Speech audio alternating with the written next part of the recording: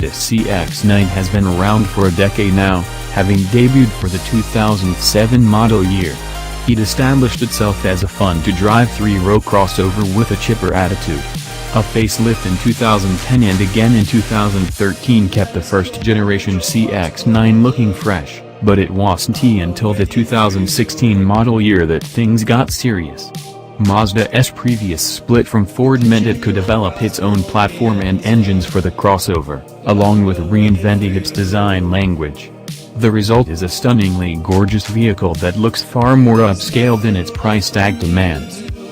Things have remained unchanged for the 2017 model year and its design remains fresh. I was understandably excited to hear Mazda was sending me a 2017 CX-9 to sample for a week. The idea of a beautiful three-row crossover with AWD and an efficient yet turbocharged engine was an enticing one.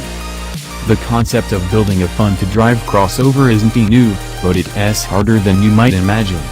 The taller ground clearance makes for a top-heavy ride and the extra length and seats brings added weight that eats horsepower.